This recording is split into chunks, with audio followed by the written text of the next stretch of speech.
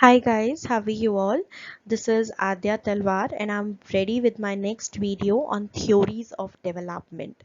Guys, theories of development implies what all factors are required or what all factors are basically responsible for the development. We categorize the nations into rich, poor. We categorize the nations as developed and underdeveloped. Every nation has a strategy. Every nation has a development strategy that how to develop itself. Now, what are these theories of development? There were economists who gave theories of development like Adam Smith, Ricardian theory, Marxian theory. They gave their views that how development take place in an economy, how an economy becomes developed from an underdeveloped status. So these are the theories given by these economists. I will be taking the theories, I will be taking these theories one by one in my videos, and today I am taking Adam Smith. I hope you are ready for. Okay, I am starting with it, so you are requested to please pay attention.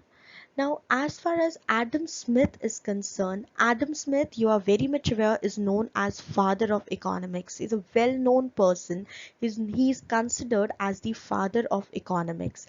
He published a book. He wrote a book in 1976. The book was about an inquiry into the nature and causes of wealth of nations. Now, as the name suggests, nature and causes of wealth of nation.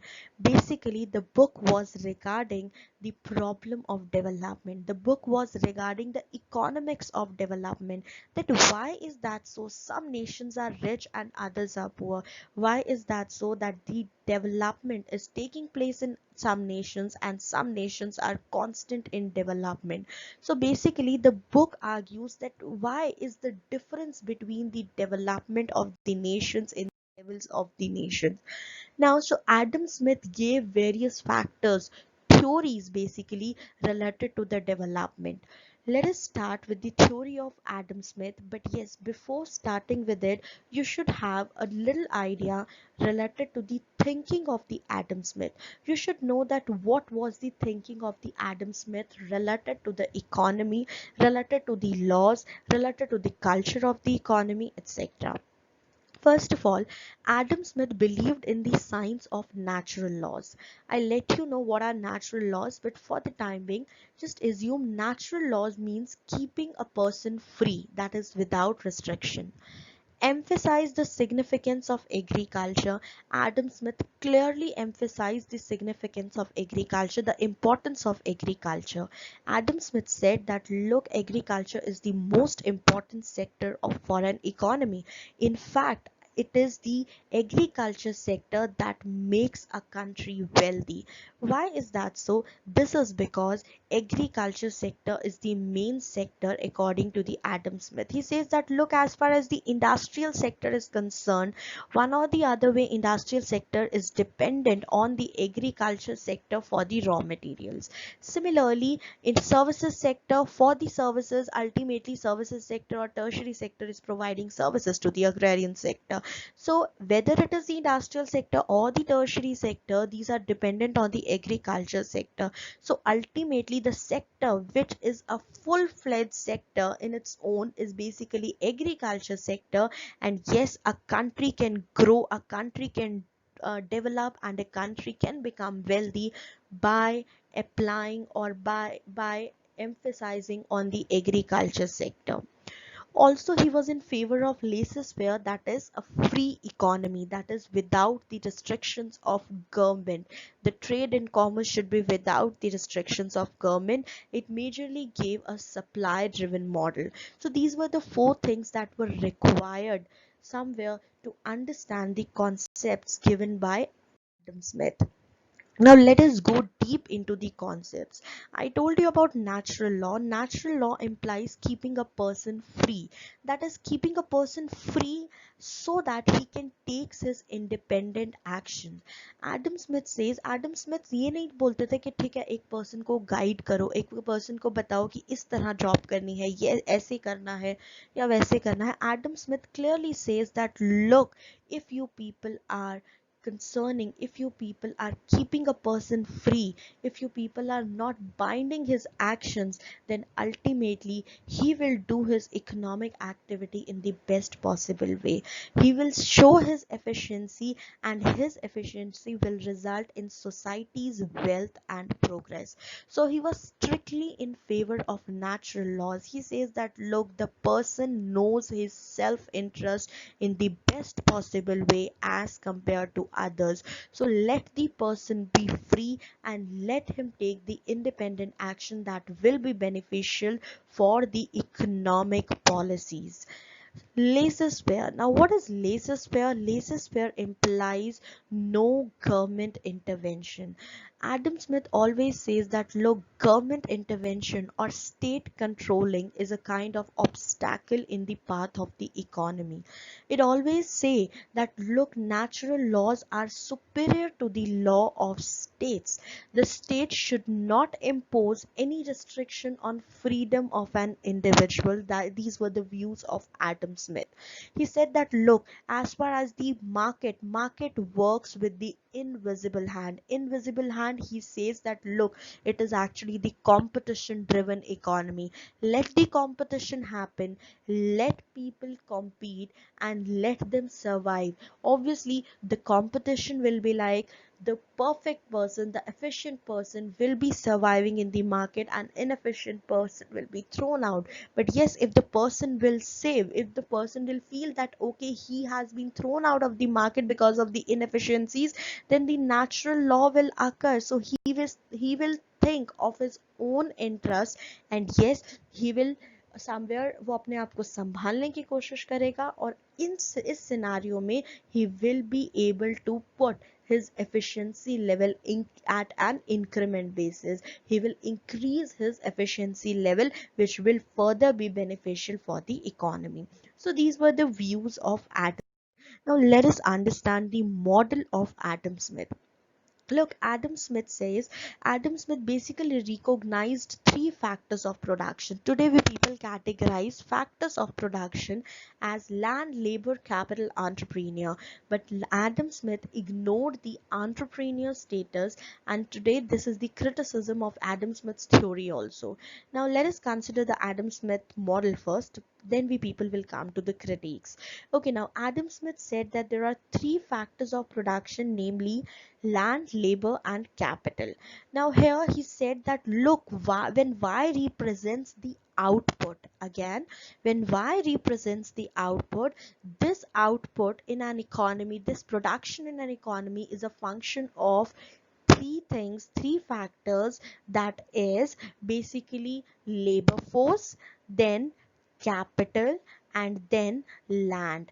I am representing land with n because n represents the natural factor. Now also Adam Smith regarded labor as father and land as mother.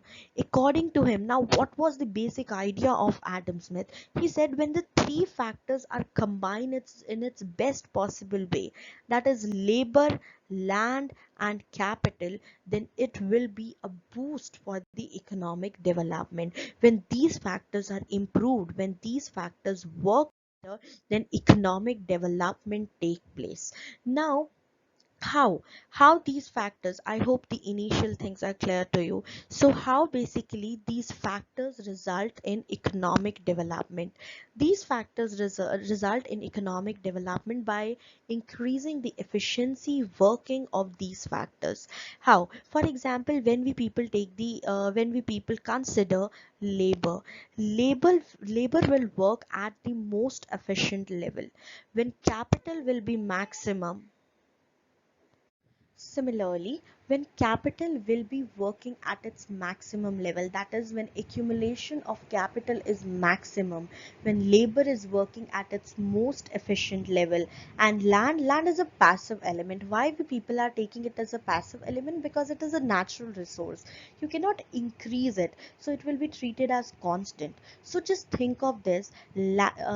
Adam Smith says that okay, combine labor, combine capital, combine land, but what about land? Land is a passive element, so we are keeping the passive element aside, so basically growth depends on two factors, labor and capital. So if you want to develop your economy fast, your labor should be at the most efficient level and accumulate. Let me go to previous slide. Yeah, the rate of economic growth is determined by the size of productive labor and productivity of labor. Now here is a turning point. Why it is a turning point? Because today we people consider population as a burden for nation, but yes, as per Adam Smith, population is not a burden. In fact, population is something positive for the development of the nation. He says that look, as far as the labor is concerned, we need more amount of labors, we need more number of labors, and that is possible only when we have a good level of population growth. So according to him, and why is that population growth will be high and we need more number of people? Because it will increase the specialization. Now, what is specialization? Adam Smith focused on the division of work. Division of work in the sense, just divide the work in such a way that okay, I will be getting one type of work and I will be specialized in that work, which will increase my efficiency. And that is possible when only you will be having more number of labors. So first of all, size of productive labor, and second is the productivity of labor. Productivity implies the efficiency of the labor. So when there will be technological progress, when will be a proper level of specialization, everybody is working on some particular phenomenon, everybody is working on some particular kind of work, then there will be specialization of labor and productivity of labor will increase, right? So as per Adam Smith, economic growth depends on labor and capital, and yes, a good level of efficiency of labor depends on two things. One is the size of productive labor, and second is productivity of labor, right? Similarly, let's go further. Now, as far as the capital is concerned, he also said something related to the capital. He said that look, labours अगर काम करेंगे तो किसके साथ करेंगे? Labours अगर काम करते हैं तो किसके बेसिस पे करते हैं? Laborers will work on machines, and machines implies the capital goods, that is investment. So basically he focused on accumulation of capital also. He said that accumulation of capital is a very important aspect as far as economic growth is concerned.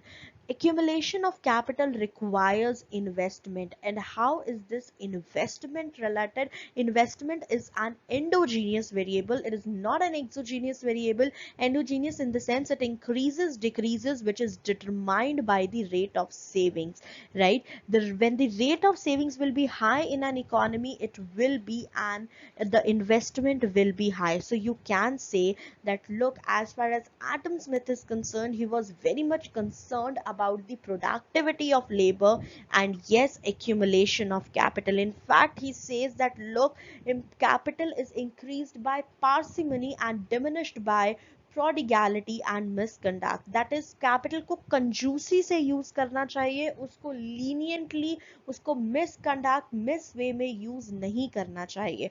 सो यहाँ से आपको एक थोड़ा सा idea हो गया होगा कि बेसिकली अगर मैं इस पूरी चीज का क्रक्स बताना चाहूँ तो Adam Smith said very simple thing. It was not a model, basically it was a theory that what are the factors responsible for economic development in a nation. Adam Smith simply says that look, again telling you three factors are responsible: labor, land, and capital. Now, as far as labor and capital are concerned, Adam Smith says that look, labor is dependent on two factors: efficiency of labor, that is productivity of labor, and the size of labor, which is dependent on the population, and population is endogenous, right? That is, it increases or it decreases. Similarly, when it comes to the capital, he focused on the accumulation of capital. Now, he concerned one thing we people notice, that he concerned capital, or he considered considered land as a passive element because it has a restriction. It is exogenously given, and that's why this phenomenon, which Adam Smith considered as an increasing returns to scale, got a turning point also.